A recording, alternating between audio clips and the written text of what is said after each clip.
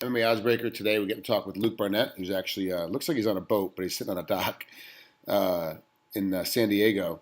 Um, you were Bellator last night. Obviously, Michael Chandler, one of your teammates, fought and lost, unfortunately, to Will Brooks. Uh, how does that kind of, when you see one of your stablemates lose a fight, how does that equate into next week's practice? Is it going to, make you more motivated to make sure you cover all the mistakes? Do you, do you try to get, a guy like Mike to come back in so quickly? Like, what happens? What's your process when you deal with a stablemate losing? I mean, Mike is an incredible athlete. I've seen him prepare for this fight. He's looked incredible all camp. And obviously, it's a tough thing to watch a friend and a guy you train with, and you see everything through. It's a tough thing to see him lose. I mean, it was a strange fight. It was a strange ending to the fight. Yeah. But I felt like the momentum was shifting for Will Brooks. I think Chandler started off very, very well. Was all over him, to be honest, in the first round. Had some explosive techniques, good jump knees, and he looked great. But it felt to me like the momentum was shifting, and then he got caught with a sloppy hook. Really, like it was like off of break. And I don't know what. I still don't know what happened. I haven't spoke to Mike. I don't know if he didn't know where he was, or if he felt like he got poked in the eye, or what. I haven't seen what happened. But it was just a bit of an anticlimax and a bit of a strange way for the fight to end. But for me personally, obviously, I feel bad for Mike, but I've got a job to do, and I'm fully focused on it, and it doesn't really affect me so much. Obviously, the coaches, I think, will obviously have a bit of a, they might be a bit negative, but I won't see my coaches now till Thursday, Friday next week, because they're flying in, and I'm going to be in Austin for a couple of days before that. So just stay positive. I'm in the best shape I've been in a long time. Had a great camp at Alliance, and I'm ready to put in a good display. Talking about losses, let's go back now and talk about Sean Strickland, your last fight. You lost by split decision, and really all it is getting one judge to look in your way to change things up. What's the one thing that you think you could have done more of to make that one judge change his mind and vote your way? I mean, that fight to me, I feel like I 100% won it. Everyone I spoke to feels like I won it. It wasn't a great fight. It wasn't an entertaining fight. I'm not, I don't really like talking about it because it wasn't the best version of myself. I don't like moaning about it either. I feel like I won. I controlled the fight. Sean did nothing to me except for maybe get a takedown. He got a takedown in the second. I think the judges were crazy. I consider myself that I won. I consider that I'm undefeated. I think I'm 9-0 in the fight game, and I think I'm 4-0 in UFC. So I'm very confident about that. As for what I could have done better, I hurt him in the second round with a straight right hand, and I should have been all over it. But we were trying to work on me being, because I've had performances before where I come forward and I'm a bit sloppy, and we're trying to be very precise and make myself look like a cleaned up version of myself. And I think that played on my mind a little bit too much, and I should have just gone for the kill. Because I'm best when I just go for it, and I don't really think too much. So that's what I'm going to be looking to do in this fight. If I hurt him, which I will, I think early on, I'm going to just go straight for the kill. You said something interesting. You said the fight wasn't a very entertaining fight. It wasn't a very flashy fight. Does some of that weigh into now? Because a lot of organizations, especially the UFC, if you're not a flashy fighter, if you're not a fan favorite, if you're not getting excited, even on wins, they still might let you out of your contract. Does that pressure now come into as a fighter that you like? I've got to be a bit more flashy. I've got to throw a lot more punches and look for knockouts and look for finishes. Does that pressure get added into the camp now? Definitely.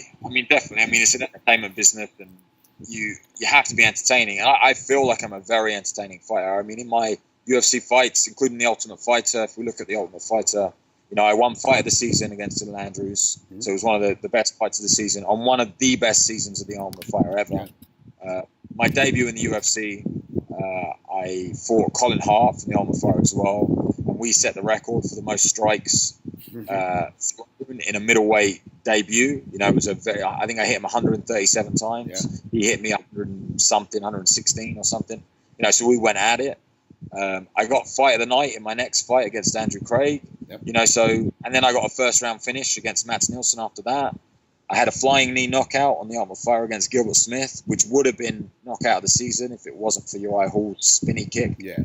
So I've had some great performances, but I don't feel I feel like I want to perform and impress people every single time I fight.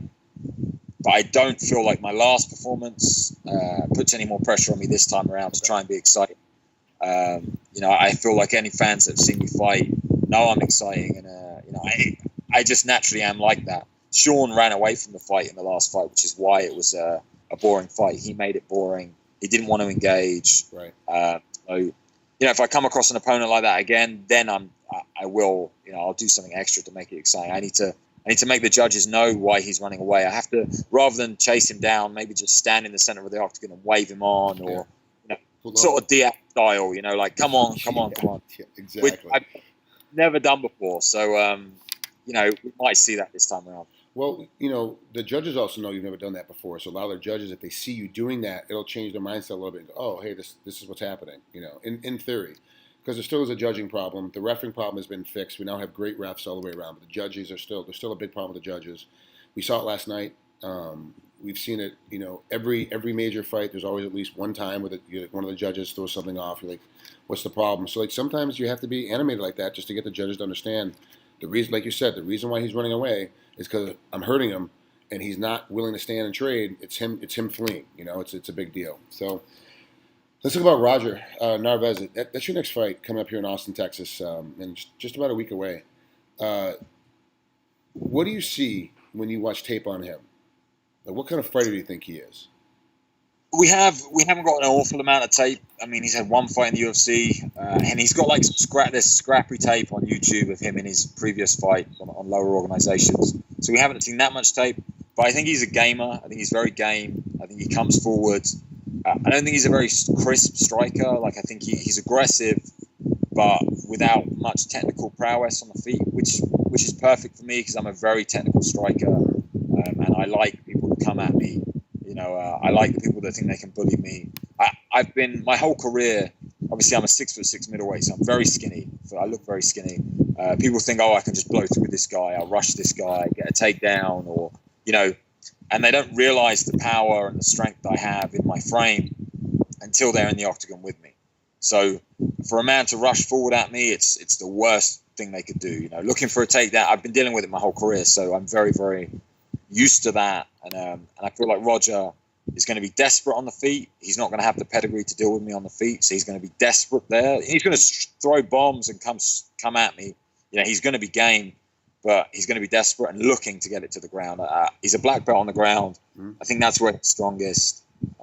His wrestling game isn't that great. I mean, I've been training with Phil Davis and some of the great wrestlers we've got here at Alliance. So I'm not worried about that so much. To be honest, I'm not worried about him whatsoever. I feel like I'm better everywhere. In the MMA game, we stuck gis on and we rolled. Yeah, I'm not as good at jiu-jitsu, but when I can elbow you, when I can sweep you, and I can use the MMA game, I don't think he stands a chance on the ground either. So I'm just looking to perform, worry about what I'm going to do, and really hunt for a knockout. You're talking about you're 6'6" and you're tall for a middleweight. He's 6'3", which is also tall for middleweight. And I've kind of gone through his record, and I've known he hasn't really fought anybody that's taller than 6 foot. So he's the first time he's dealing with somebody as tall as you. He's used to being the taller opponent, just like you are. You're always used to being the taller guy. In this case, your advantage is only 3 inches versus the normal 5 to 6 inches that you have. His ground game is a taller guy battling a shorter guy. So I agree with you when you say he's going to be desperate trying to get to the ground. He's going to try to come in because he's not as technical a striker. He's got to get to the ground. It's his best place for him to win. Is to get it down, and get on top of you and try to melee you that way.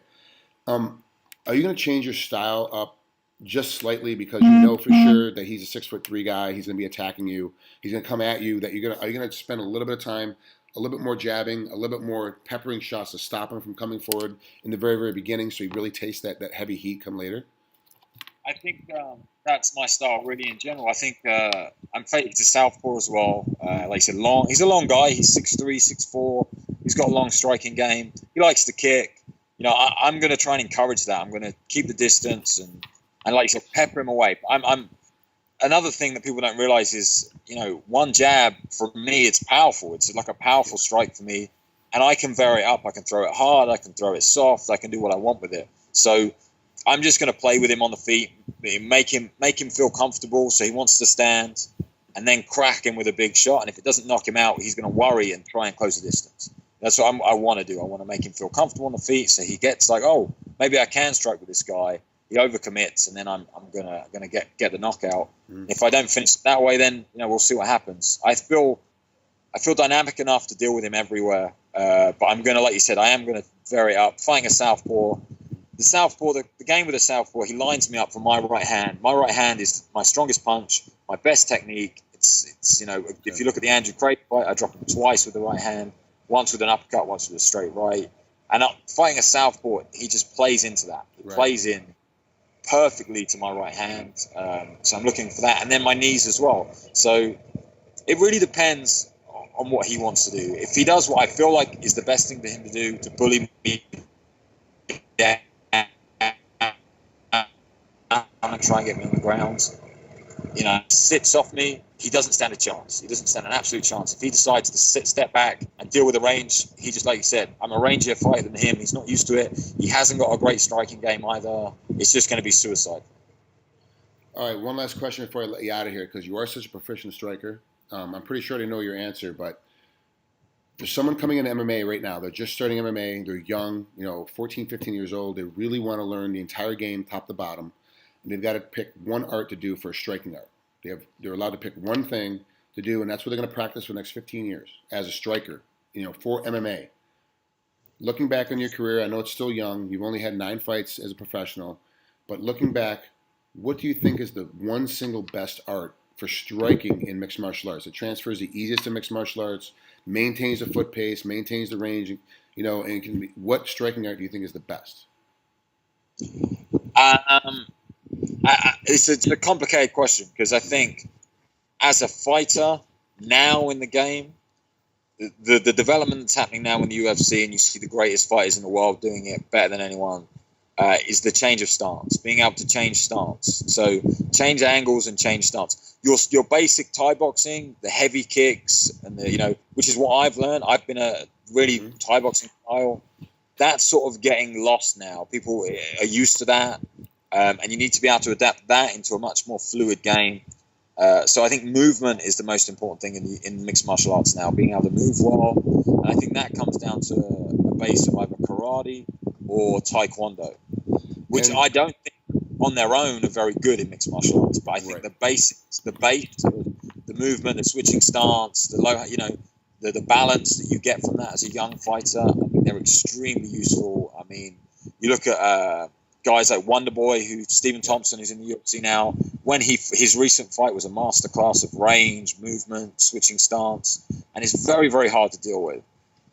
So for me, if I was starting all over again, I would start with Taekwondo, gets you flexible, dynamic, lots of different kicking styles, and lots of movement. Or karate, which is very similar. But I think Taekwondo for me is the best base, but that doesn't mean you go in there as an amateur and you try and throw spinning kicks. Right. It's for the skill set that it brings rather than the actual techniques. And then you build on that. Then you look at Thai boxing, your very solid techniques, your boxing, and you mix it all together. For me personally, now I'm trying to adapt the TJ Dillashaw switch steps, Dominic Cruz footwork. That's what wins fights now and makes you look good and dynamic in the UFC. So complicated question. I think the days of Thai boxing and boxing, you can be very effective with it, but I think they're like the old style, and now everyone's getting a bit more dynamic. Right. I agree with you completely.